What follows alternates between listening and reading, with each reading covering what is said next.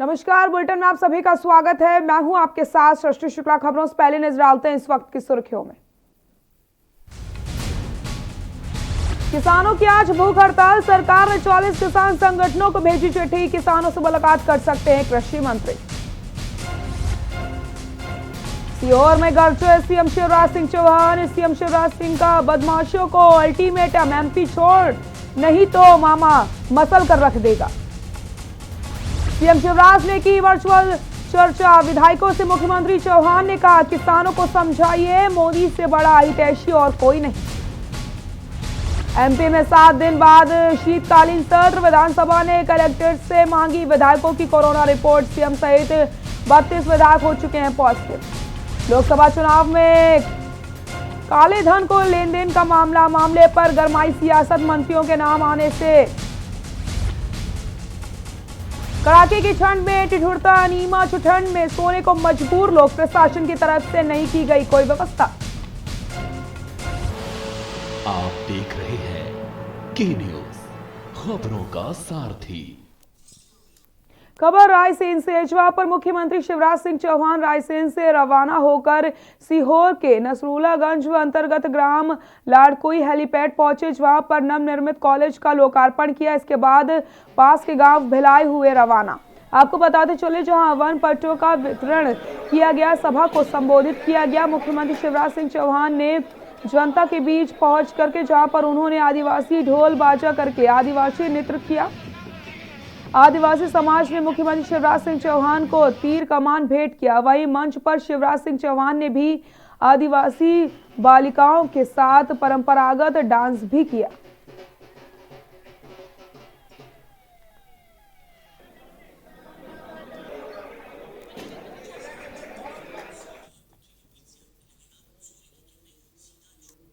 CBDT की report में अफसरों के साथ कांग्रेस नेताओं के नाम उजागर होने के बाद कांग्रेस ने पलटवार किया।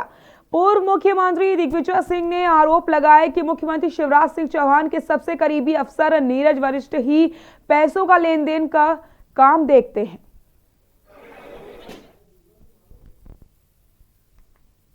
चुनाव आयोग को केंद्रीय एजेंसीज ने जो भी जानकारी उनकी थी वो वहां भेजी थी और माननीय केंद्रीय चुनाव आयोग ने राज्य सरकार से अनुरोध किया है कि वे कार्रवाई करें।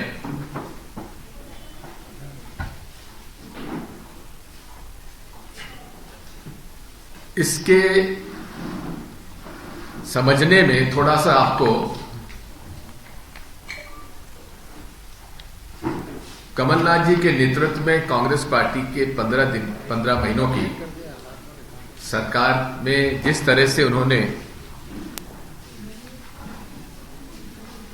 E tendering, Vyapam, Simhastha, pension घोटाला, जो अनेक घोटाले थे, भूमाफिया, रेत माफिया, इनके खिलाफ जो सख्ती से कदम उठाए थे और जिसका उल्लेख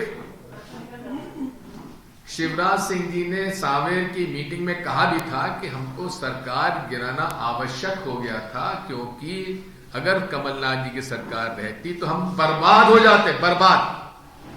आपने वो सब वीडियो देखा है। और अब कैलाश विजयवर्गीय जी ने तो और साफ कर दिया है कि नरेंद्र मोदी जी ने कहा था कि सरकार गिराओ।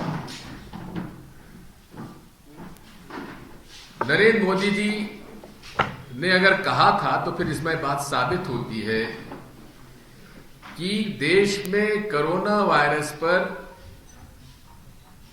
उसकी रोक के लिए जो कदम उठाने थे केंद्र सरकार को, इसलिए नहीं उठाए गए क्योंकि उनको मध्य प्रदेश की सरकार गिराना था और भाजपा की सरकार को यहां पर बैठाना था।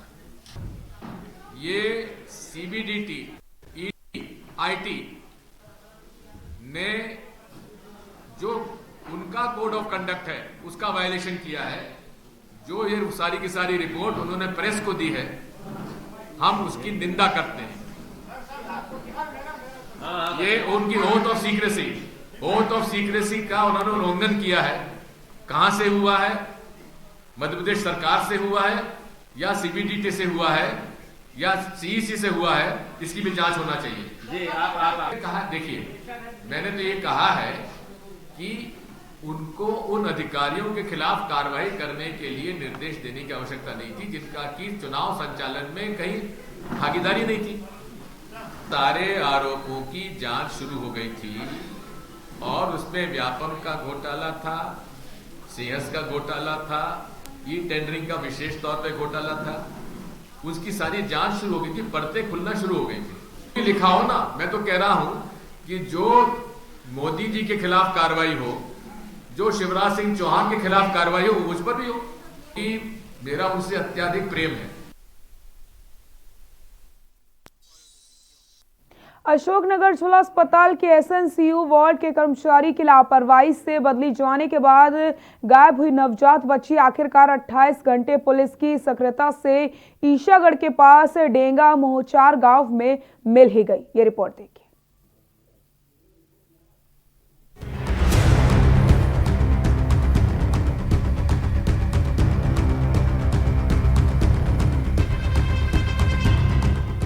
अशोकनगर जिला अस्पताल प्रबंधन की लापरवाही से बदली गई बच्ची तो गायब हो ही गई थी। तमाम प्रयासों के बाद भी अस्पताल बच्चे को ढूंढ नहीं पाया था। इसके बाद बच्ची के पिता ने सुबह सिटी कोतवाली में बच्ची की गुमशुदगी का आवेदन देकर पुलिस से सहायता मांगी, जिसके बाद सिटी कोतवाली ने गायब बच्ची को 6 घंटे में ही ढूंढ निकाला। वहीं बच्ची 28 घंटों बाद असली मां की गोद में पहुंच पाई।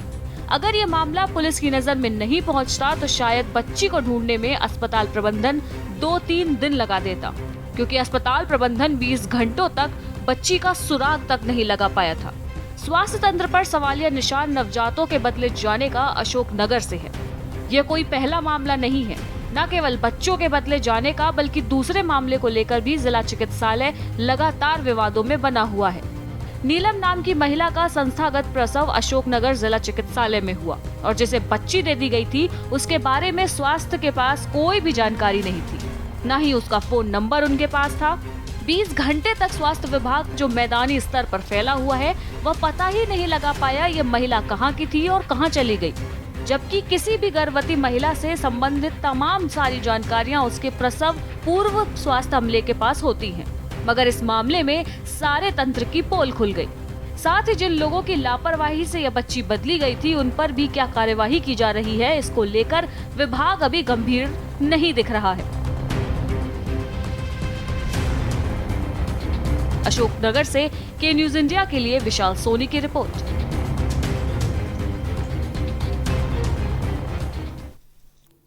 नीमच में बेसहारा गरीब लोग इस ठंड में ठिठुर रहे हैं, लेकिन उन तक प्रशासन की कोई मदद नहीं पहुंच रही। दरअसल नीमच में बेसहारा लोगों के लिए बाकायदा रैन बसेरा तो है, लेकिन यहां पर आने वाले लोग की संख्या महज 4-5 ही है।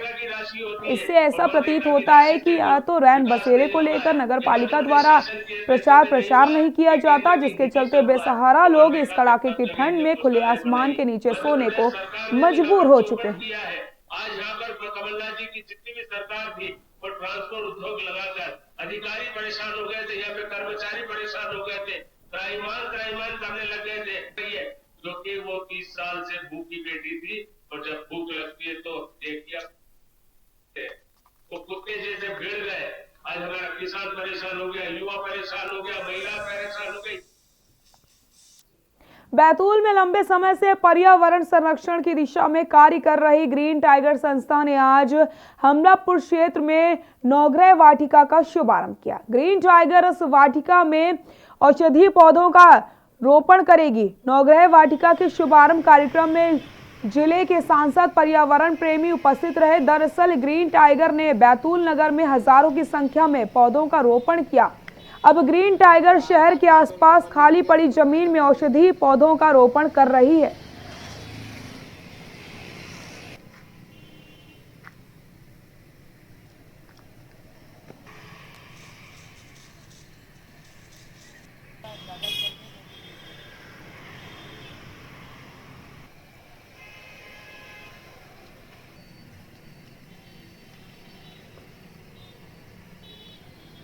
आधार कार्ड और कूपन नहीं होने के से कोई फायदा मिलने के।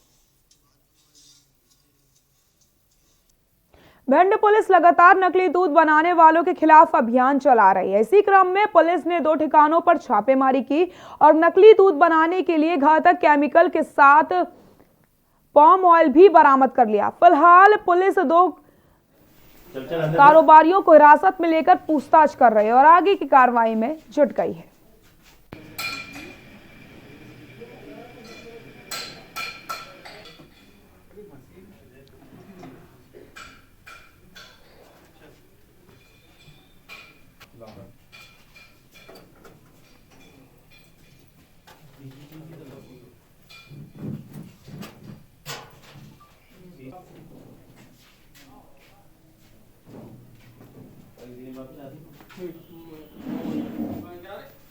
चल अंदर चल।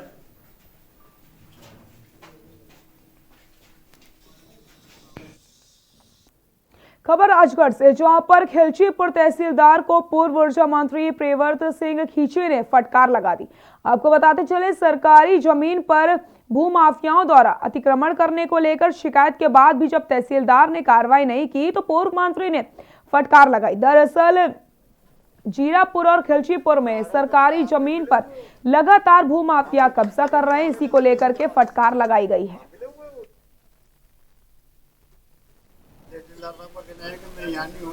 तो आप अनुरोध ये है कि जिले में अरे कहीं पे भी खड़े हैं, देखो मैंने इनको पहले भी कह दिया, उस दिन अतिक्रमण में भी कह दिया मैंने, आप अशोक सेन की कैपेसिटी में नहीं खड़े हैं, आप तहसीलदार की कैपेसिटी में खड़े हैं। खबर बैतूल से, जहां पर MP state agro industries development corporation limited के गोदाम में देर रात अज्ञात कारणों से भीषण आग लग जाती है, जिसके कारण गोदाम में रखा सामान पूरी तरीके से जलकर खाक हो गया। वहीं आग लगते ही आसपास के लोगों ने इसकी सूचना फायर ब्रिगेड को दी। मौके पर पहुंची फायर ब्रिगेड ने आग पर काबू पाया, लेकिन जब तक फायर ब्रिगेड मौके पर पहुंचती पहले ही गोदाम में रखा हुआ पाइप, खाद, स्क्रैप, बैटरी सहित अन्य सामान जलकर खाक हो गया था। लेकिन किस कारण आग लगी है और इससे कितने का नुकसान हुआ अभी तक ये पता नहीं चल पाया है।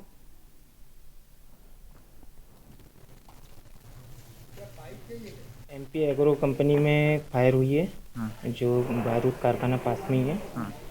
और फिर हम तुरंत निकल गए। कितनी आग लगी हुई थी और कितनी आग तो काफ़ी लगी थी और 2 गाड़ियाँ ही फायर की, तुरंत काबू भी किस चीज़ के सामान में आग लगी थी यहाँ पे? ये खाद बीज की दुकान, खाद बीज का गोदाम है, पाइप वगैरह, बैटरी वगैरह है। और उसमें रखा हुआ मटेरियल जो है क्या क्या रखा हुआ? उसमें पीवीसी पाइप रखे हुए थे और फर्टिलाइज़र था, पेस्टिसाइड था और स्क्रैप बैटरी थी और कुछ टायर वगैरह थे और स्प्रे पंप थे।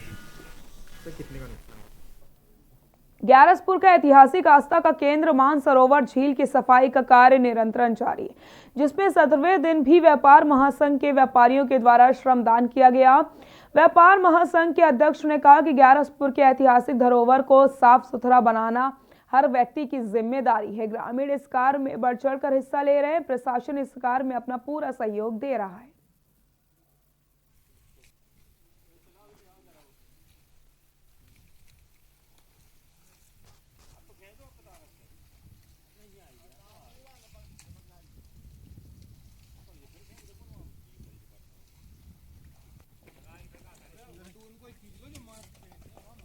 आज मेरे लिए बड़ा हर्ष का विषय है कि हमारे सभी व्यापारी भाइयों ने आज संडे के दिन सभी व्यापारियों ने इकट्ठे होकर श्रमदान किया है और हमारी ओर से ये पहली पहल है और हम आगे भी इस ओर अग्रसर रहेंगे। ये सभी व्यापारी भाइयों से मेरा निवेदन है और ये बहुत ही अच्छी बात है कि हमारे ग्यारसपुर का धरोहर जो कि प्राचीन है और इसके लिए हम अपने श्रमदान के माध्यम से जिस तरह से गंदगी आज फैली हुई है उसको हम अपने धीरे धीरे दूर करेंगे। ये हमारा पूरा प्रयास रहेगा। सिरोंज में इलेक्ट्रॉनिक दुकान पर हुई चोरी का खुलासा हुआ। प्रेस कॉन्फ्रेंस करते हुए सिरोंज थाना प्रभारी योगेंद्र सिंह दांगी ने बताया कि पुलिस के मजबूत सूचना तंत्र की वजह से आरोपी चोर को पकड़ लिया गया। वह चोर के पास से 81,000 नगद बरामद किए गए। मुखबिर की सूचना पर कार्रवाई करते हुए कार्रवाई की गई है।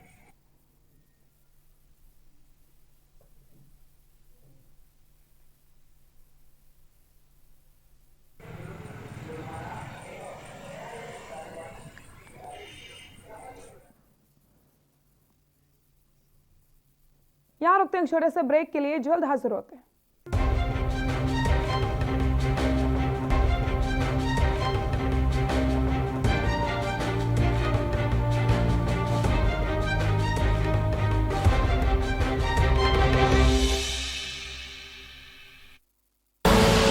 आप देख रहे हैं के न्यूज, खबरों का सारथी।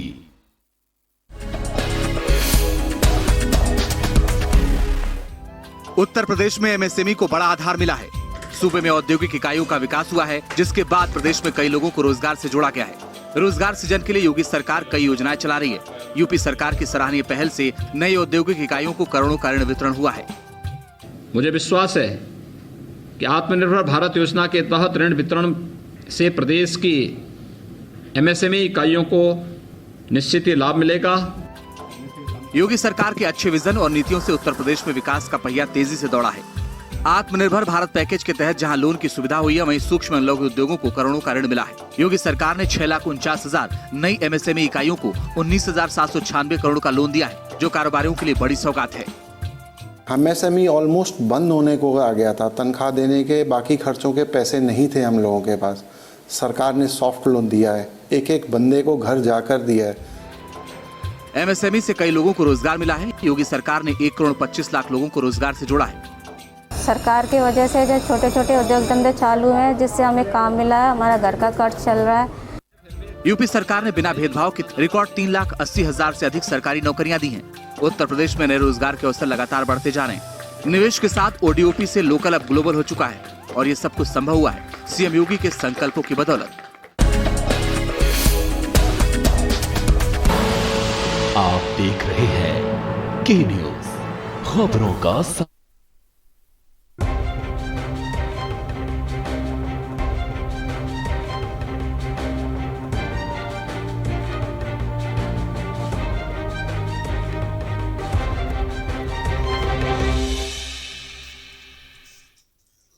ब्रेक के बाद एक बार फिर से आप सभी का स्वागत है। खबर ग्यारसपुर से, जहां पर ग्यारसपुर ब्लॉक के ग्राम खीरिया जवागीर में हाई स्कूल की बिल्डिंग में चारों तरफ से बड़ी बड़ी दरारें पड़ गई हैं। आपको बताते चले, ग्यारसपुर में भी लोक निर्माण विभाग पीआईयू विभाग के द्वारा ठेकेदार को 2 करोड़ की बिल्डिंग का कार्य सौंपा गया। जूनियर बालक छात्रावास का निर्माण ठेकेदार के द्वारा करवाया गया था। कहीं न कहीं इन बिल्डिंगों में गुणवत्ता का ख्याल नहीं रखा गया। घटिया सामग्री का इस्तेमाल करके भ्रष्टाचार हुआ। ऊपर से नीचे तक कमीशन खोरी के चक्कर में बिल्डिंग का निर्माण घटिया सामग्री से किया गया, जिससे उद्घाटन से पहले ही ये बिल्डिंग जर्जर और क्षतिग्रस्त हो चुकी है। वहीं सवालों पर एसडीओ भी अपनी जिम्मेदारी से भागते नजर आ रहे हैं।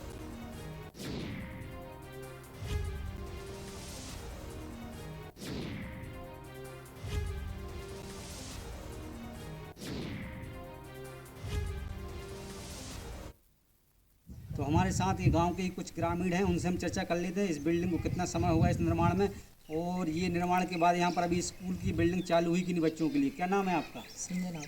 ये जो बिल्डिंग बनाई गई कितने समय हुआ इसको बने हुआ? इसको कंप्लीट हुए 1 साल हो गया। तो अभी इसमें बच्चे पढ़ने आ रहे हैं कि नहीं आ रहे हैं? नहीं, अभी चालू नहीं है। कहीं ना कहीं चारों तरफ क्षतिग्रस्त हुई बड़ी बड़ी दीवार, क्या कारण रहा है इसमें, आप बता सकते हैं? इसमें तो प्लास्टर वगैरह में कमी हुई है जी, बस यही है, इसलिए वो चटक रही है। पानी की व्यवस्था है कि नहीं यहाँ पर बच्चों के लिए? पानी की व्यवस्था बिल्डिंग के आसपास नहीं है और पूरे गांव में ही नहीं है पानी की व्यवस्था। जी, जिस प्रकार आपने देखा यहाँ पर, तो ग्रामीणों का साफ कहना है इसमें दीवारों में कहीं ना कहीं बड़ी बड़ी दरार चल रही हैं। तो काफ़ी घटिया सामग्री का जो निर्माण है, पीआईयू उसने घटिया निर्माण किया है इसमें। ग्यारसपुर से केली जिंदगी अगली सीताराम कुशवाहा। छिंदवाड़ा के जिला पंचायत सीईओ गजेंद्र सिंह नागेश के निर्देशन पर मध्य प्रदेश आजीविका मिशन मोखेड़ के द्वारा जनपद पंचायत मोखेड़ परिसर में आयोजित 1 दिवसीय रोजगार मेला संपन्न हुआ। मेले के दौरान बेरोजगार युवाओं की काफी भीड़ देखी गई। रोजगार से संबंधित जानकारी प्राप्त करने के लिए युवा विभिन्न कर्मियों से पूछताछ करते नजर आए। इस दौरान युवाओं की सुविधा के लिए जनपद मैदान में दर्जनों स्टॉल लगाए गए थे। इसके साथ ही हर स्टॉल पर कंपनी के अधिकारी को प्रतिनियुक्त किया गया। कंपनी के अधिकारियों द्वारा युवाओं का आवेदन प्राप्त किया गया। योग्यता के आधार पर युवाओं को रोजगार के लिए चयन किया गया।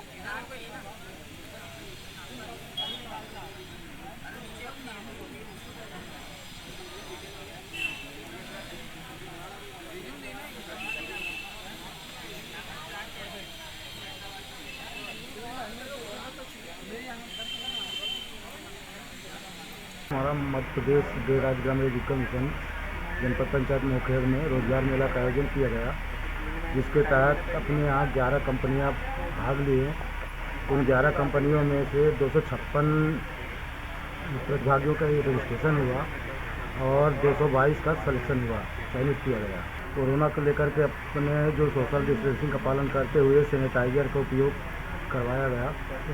उसके साथ ही जो शासन के आदेशानुसार सोशल डिस्टेंसिंग का पालन करते हुए छतरपुर में बीती रात तहसीलदार सुनील वर्मा ने खाद माफिया पर शिकंजा कसा। आपको बताते चले सरकारी रेट से बढ़कर खाद बेचा जा रहा था, जिसके बाद तहसीलदार सुनील वर्मा ने छापेमारी और दुकानों की जानकारी ली। वही दुकान पर मौजूद ग्राहकों से भी जानकारी ली।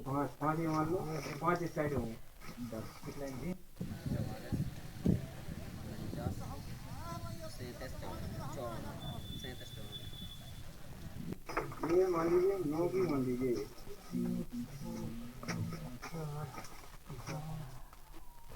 5 ये मान लो 5 इस साइड होंगे 10 कितना जी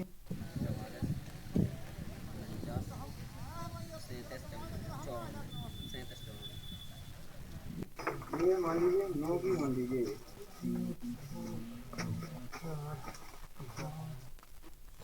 5 ये मान लो 5 इस साइड होंगे। खंडवा जिले के पुनासा दुर्गा मंदिर में सियाराम संगठन ने रक्तदान शिविर का आयोजन किया, जिसमें भारी संख्या में रक्तदान शिविर का सियाराम संगठन ने हिस्सा लिया है। State of art model blood bank और महाराज यशवंत चिकित्सालय इंदौर के सहयोग से आयोजित शिविर में 117 लोगों ने रक्तदान किया।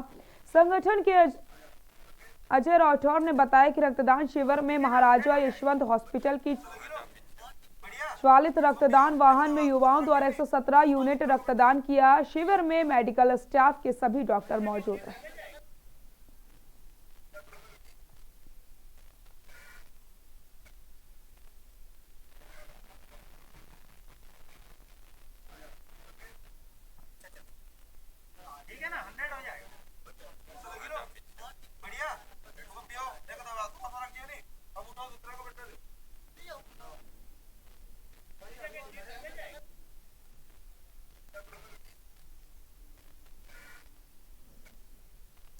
बुलेटिन फिलहाल के लिए इतना ही। देखते रहिए के न्यूज़ इंडिया। नमस्कार।